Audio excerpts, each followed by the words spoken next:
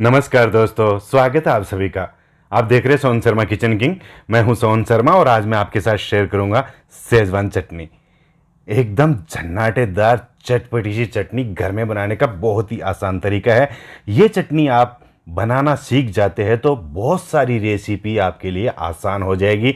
ये बहुत सारी रेसिपीज़ के अंदर काम आती है, चाइनीज़ रेसिपी हो या कुछ ऐसी रेसिपी है जिसमें वो चाइनीज़ नहीं है फिर भी ये काम आती है। बहुत ही टेस्टी चटनी बनती है और वैसे भी हम इसे पराठे वगैरह के साथ भी खा सकते हैं, बहुत ही टेस्टी लगती है। तो वीडियो को शुरू से लेकर एंड तक जरूर देखना। पहली बार चैनल देख रहे हो, चैनल को सब्सक्राइब कर लेना और साथ ही दबा देना बेल आइकन। वीडियो पसंद आए तो प्लीज़ वीडियो को लाइक शेयर जरूर करें। ये मैंने 50 ग्राम साबुत सूखी लाल मिर्ची ली है। बाजार से अच्छे लाल कलर की देख के लानी है और कम तीखी मिर्च जो हो वो मिर्ची लानी है। इन्हें इस तरीके से तोड़ तोड़ के इनके बीज निकाल लेने। हाथ में ग्लव्स पहन के बीज निकालिए, नहीं तो जलन भी हो सकती है।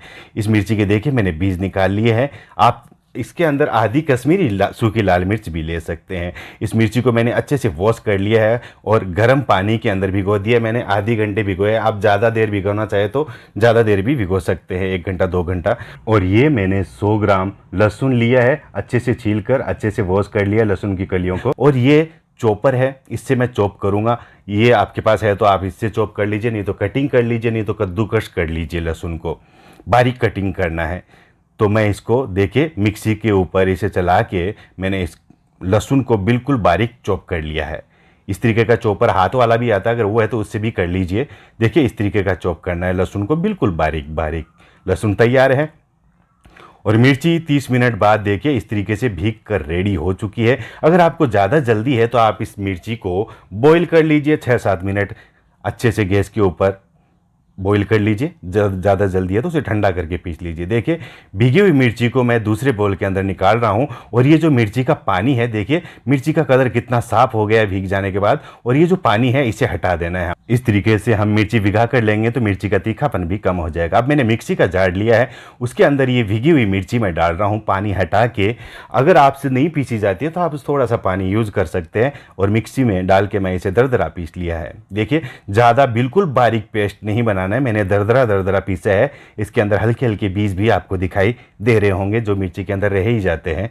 तो देखिए इस तरीके से आपको मिर्ची को पीसना है, थोड़ा दरदरा, बिल्कुल बारीक पेस्ट नहीं बनाना है। अब मैंने गैस जलाया है फुल आंच पे, उस पर मैंने कढ़ाई चढ़ाई। कढ़ाई थोड़ी बड़ी साइज की लीजिए और कढ़ाई के अंदर मैं 50 ग्राम तेल डाल रहा हूँ। इस चटनी के अंदर तेल थोड़ा ज़्यादा ही चाहिए क्योंकि हम इसे स्टोर कर सकते हैं 2 महीने करीब। तो जैसे ही तेल हल्का गर्म हो गया, मतलब ओवर गर्म नहीं करना है, लहसुन डालते ही लहसुन काला हो जाए वैसे नहीं। तो मैंने लहसुन डाल दिया। हमारे पास जो 100 ग्राम लहसुन फाइनली चॉप करके रखा था वो डाल दिया। इस लहसुन को 1 मिनट इस तरीके से पकाना है। इसे मतलब ज़्यादा नहीं पकाना है लहसुन को, इस बात का आप ज़रूर ध्यान रखिए। अगर ब्राउन कर लिया है तो लहसुन का कड़वापन आ जाएगा धीरे धीरे चटनी के अंदर। तो इस तरीके से मैंने 1 मिनट करीब लहसुन को पकाया। उसके बाद हमारे पास जो पेस्ट था लाल मिर्ची का पिसा हुआ दरदरा, वो मैंने डाल दिया है इस लहसुन के अंदर और इसे इस तरीके से हम अच्छे से मिला देते हैं।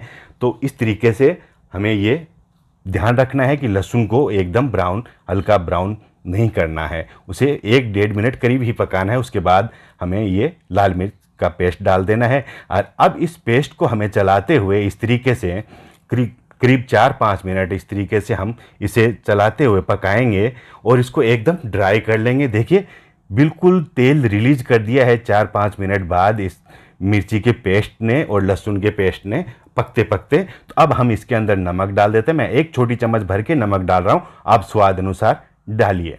अब ये बिल्कुल पक चुके हैं मिर्ची और लहसुन। तो अब हम क्या करेंगे, इसके अंदर 1 कप पानी डालेंगे। 1 कप पानी डाल के अब हम इसे अच्छे से पकाएंगे, तभी जाके ये स्टोर करने लायक होगी और इसका टेस्ट और कलर और टेक्सचर बहुत ही अच्छा आएगा। 5 मिनट के लिए ढक्कन लगा के रख दिया है मैंने इसे।